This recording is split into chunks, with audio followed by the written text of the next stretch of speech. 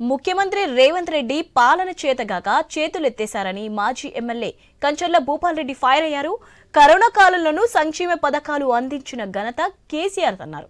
పాలన చేతకాకపోతే ముఖ్యమంత్రి పదవికి రాజీనామా చేయాలని డిమాండ్ చేస్తున్న కంచర్ల భూపాల్ రెడ్డితో నల్గొండ ఐన్యూస్ ప్రతినిధి కిరణ్ ఫేస్ టు ఫేస్.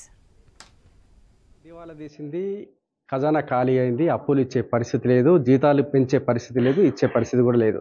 ఇదేదో నేను చెప్తున్న మాట కాదు, సాక్షాత్తు ముఖ్యమంత్రి రేవంత్ రెడ్డి చెప్పినటువంటి మాటలు ఇవి. మరి తెలంగాణ ప్రజల భవిష్యత్తు ఏంది, సంక్షేమ పథకాల అమలు పరిస్థితి ఏంది, ఇది మాత్రం కొంత గందరగోళ పరిస్థితులు అయితే నెలకొన్నాయని చెప్పొచ్చు. ప్రస్తుతం రేవంత్ వ్యాఖ్యలపై మనతో మాట్లాడడానికి మాజీ ఎమ్మెల్యే కంచర్ల భూపాల్ రెడ్డి గారు ఉన్నారు. సార్, నిన్న రేవంత్ రెడ్డి వ్యాఖ్యలు చూశారు కదా, ఎట్లా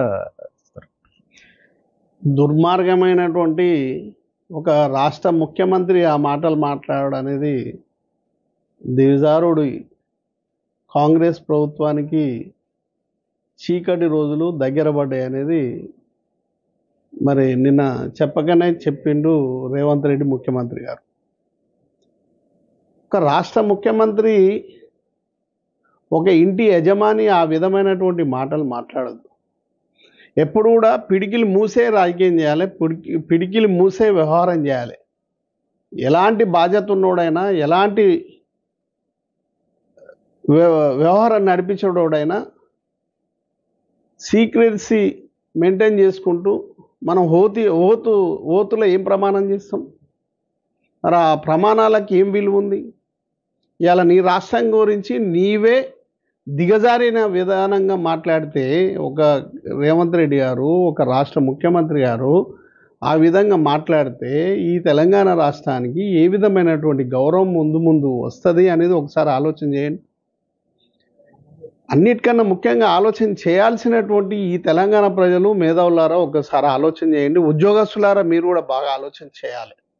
ఎందుకంటే ఈ తెలంగాణ రాష్ట్రము ఆంధ్ర పాలకుల చేతుల్లో ఉన్నప్పుడు ఎన్ని అవమానాలు పడ్డాము, మన సంపద ఏ విధంగా కొల్లగొట్టుకపోయింది, మనకు కరువు, అక్కడనేమో మన సొమ్మంతా అక్కడ దోచిపెట్టేది, ఇక్కడనేమో అభివృద్ధి లేకపోయేది, కరెంటు లేకపోయేది, కరెంటు లేక మరి మన మోటార్లు కాలిపోయి ఇబ్బందులు పడ్డటువంటి పరిస్థితుల్లో తెలంగాణ ప్రజలుండే 2014 ముందు ఇక తెలంగాణ రాకపోతే, తెలంగాణ తేకపోతే మన తెలంగాణ ప్రజలు, సంపన్న వర్గాలు కూడా బాగా ఇబ్బంది పడతాయని ఆలోచన చేసి అంతకుముందుకు అసలు తెలంగాణని ఆంధ్రాలో కలిపిందే కాంగ్రెస్ పార్టీ.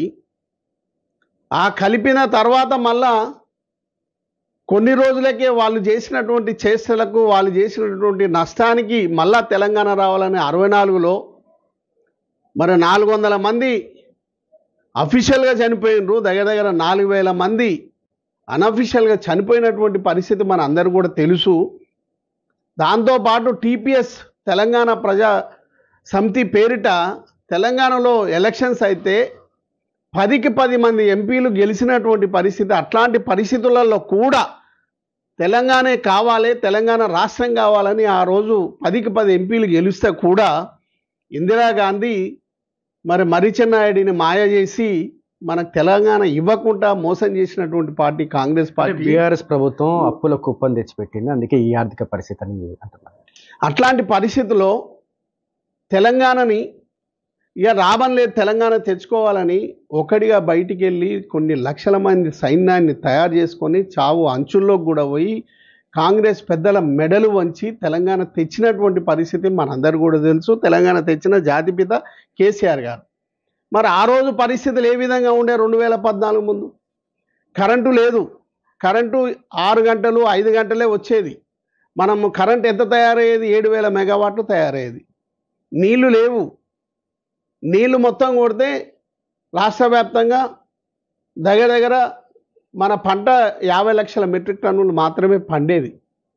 మరి ఇట్లాంటి పరిస్థితుల్లో ఆ రోజు ఉన్నటువంటి పరిస్థితుల్లో కాంగ్రెస్ పాలకుల చేతుల్లో నలిగి మరి ఆగమాగం ఉన్నటువంటి పరిస్థితుల్లో తెలంగాణ కేసీఆర్ గారి చేతులకు వచ్చిన తర్వాత, తెలంగాణ ముఖ్యమంత్రి అయిన తర్వాత మరి ఆయన ఏమి తెలంగాణ అంతా దివాలు తీసింది, తెలంగాణ అంతా ఆగమైంది, ఈ తెలంగాణ నేను ఏం చేసుకుంటా అనలే.